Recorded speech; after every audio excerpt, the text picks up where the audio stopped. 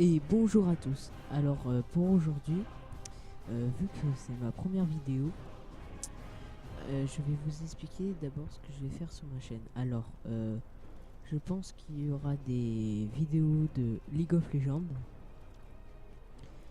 Je vous expliquerai le jeu si vous ne le connaissez pas plus tard. Il y aura des vidéos, comme vous pouvez le voir, de Dawn of War 2 Retribution. Et peut-être aussi de son jeu de base, Dawn of War 2. Je montrerai aussi des vidéos détente, je pense, sur Team Fortress. Si vous ne connaissez pas, vous verrez, c'est un jeu assez rigolo à jouer. Alors, comme première vidéo, je vais vous en faire une sur Dawn of War 2 Retribution. Alors, on va commencer par, je vais commencer par vous expliquer les différents modes de jeu et vous présenter une race. Alors, comme vous pouvez le voir, il y a le mode campagne où on peut incarner différentes différentes races, toutes les races du jeu. Comme vous pouvez le voir, il y en a certaines qui sont déjà commencées, mais quand je ferai une vidéo sur la campagne, je recommencerai une nouvelle pour vous. Alors, il y a aussi le mode Baron d'honneur, qui est un jeu de survie en fait. On contrôle un héros, on va s'allier avec deux joueurs pris aléatoirement. En fait, regardez, ça se présente comme ça. Soit on invite des amis ici, il y en a qui jouent, soit c'est des joueurs en ligne qui attendent aussi. Alors, vous voyez, il y a des niveaux pour les races. Par exemple, le capitaine Space Marines, qui est niveau 15.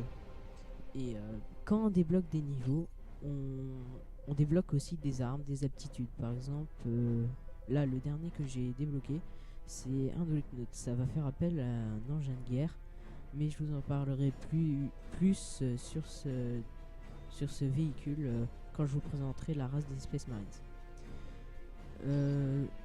Voilà, je vous parlerai du Baron d'honneur dans une prochaine vidéo.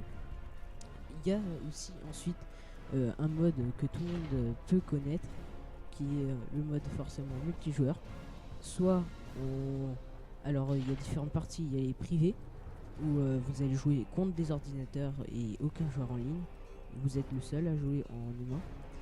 Le mode public où vous allez affronter des joueurs en ligne.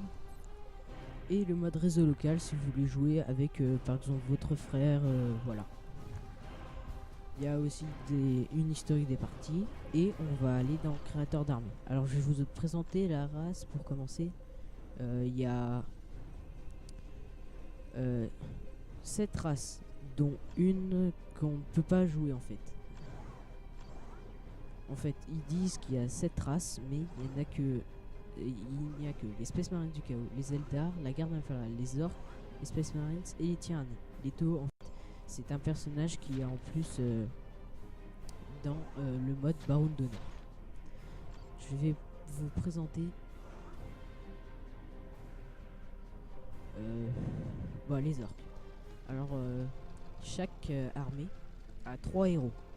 Euh, Là, chez les orques, il y a un héros qui s'appelle le Big Boss. En fait, c'est un héros qui est très très fort en attaque et assez nul au tir. Alors, même s'il a beaucoup de PV, ne le faites,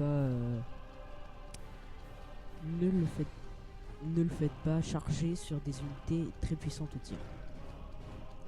Alors ensuite, c'est le mécano qui est qui est très petit pour un héros et en fait, lui, il permet de construire des tourelles. Bon. Le commando noble, en fait, ce personnage a une compétence d'infiltration contre 1 d'énergie par seconde.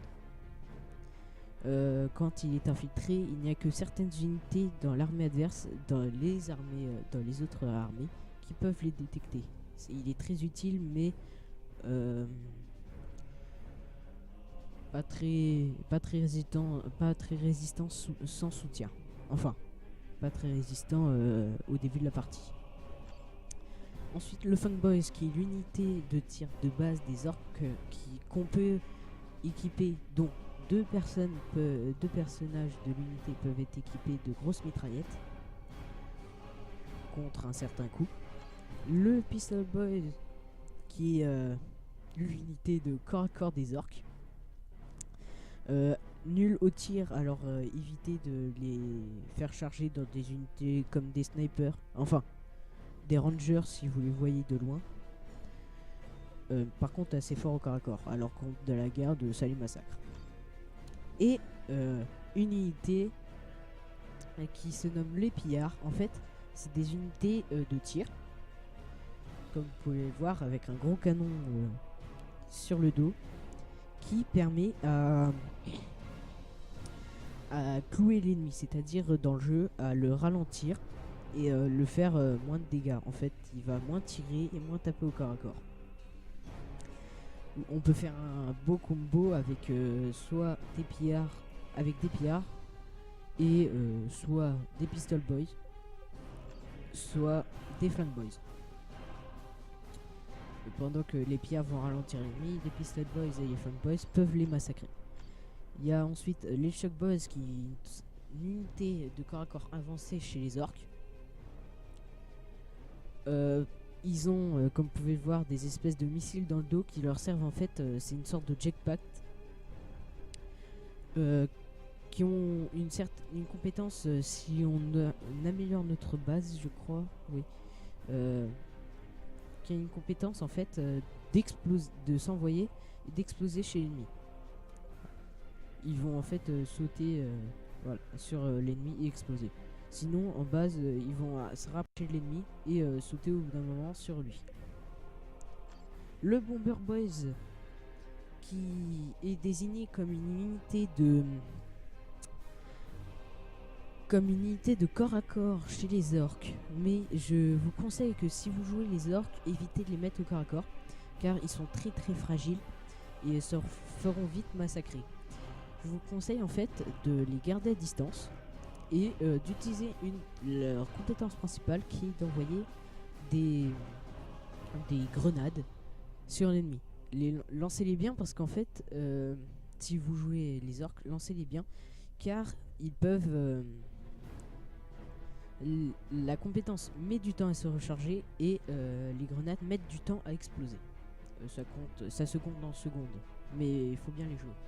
Ils en lancent à peu près 3 par personne, sachant qu'ils peuvent être 5 ou 6 par unité. Ça fait quand même beaucoup.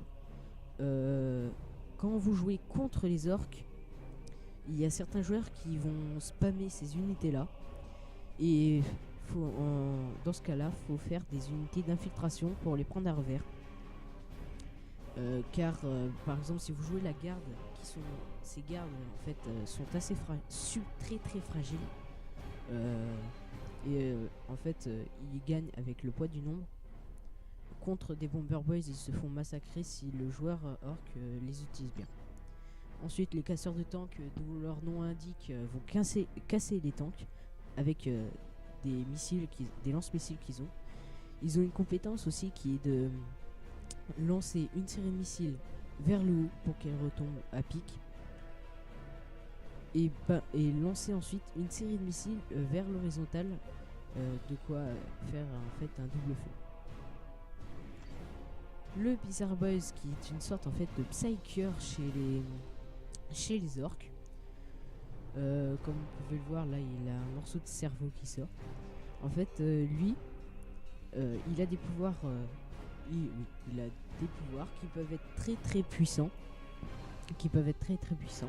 Problème, quand il meurt, vous ne pouvez plus le contrôler. Alors voilà, il va se mettre dans une sorte de lévitation et se diriger n'importe où. Ça peut être chez vous, chez vos hommes, ou dans les unités adverses. Alors dès que vous voyez votre Bizarre Boys, excusez-moi, mourir, faites évacuer vos troupes, car il peut très bien exploser sur vos hommes. enfin, les commandos nobs. C'est une unité de tir plus puissante que les flingue boss qu'on a vu au début. Ils ont une capacité de lancer des grenades comme les Bomber Boys. Seuls, ils sont pas résistants comme les orques. Il faut leur mettre un soutien. Les nobs, c'est l'équivalent des Terminators chez Space Marines que je vais vous montrer dans ma prochaine vidéo. Ils sont très forts au corps à corps, mais n'ont rien au tir. Alors on peut faire un combo avec des nobs et des commandos. Les commandos vont canarder l'ennemi et les nobs vont leur foncer au corps à corps. Ils ont pas une compétence en fait. Dès qu'ils voient un ennemi à une certaine distance, ils vont se mettre à charger. On va voir en fait un rond de poussière derrière eux et ils vont courir plus vite. Ça fait des dégâts de renversement en fait. Voilà. Le dread de la mort qui une sorte de Dolitnote chez les orques. Il peut tirer avec des mitraillettes. En fait, il est très polyvalent parce qu'il est fort corps à corps et il peut faire mal à la mitraillette. Problème sans soutien, ils sont assez fragiles et sans soutien, ils se font vite massacrer. Le truck, qui est le véhicule de transport orc, il peut tirer, il est très rapide. Alors si vous voulez faire des attaques surprises, c'est des attaques surprises très rapides, c'est avec le truck. Problème, généralement quand vous l'envoyez, il ne reviendra pas car il est très fragile et il perdra vite ses PV si vous, par exemple, vous attaquez la base ennemie. Par contre, il peut très bien prendre 2 ou 3 unités de nobs et les envoyer chez l'ennemi. Les nobs sont assez résistants, ils vont tenir assez longtemps, mais ils vont forcément se faire massacrer sans soutien. Et voilà. Alors merci d'avoir regardé la vidéo jusqu'au bout. Et ma prochaine vidéo, ça sera sur les Space Marines. Voilà. Beaucoup plus petit que le Big Boss, le commandant d'armée. Voilà. Merci de l'avoir regardé jusqu'au bout. Abonnez-vous. Au revoir. À la prochaine.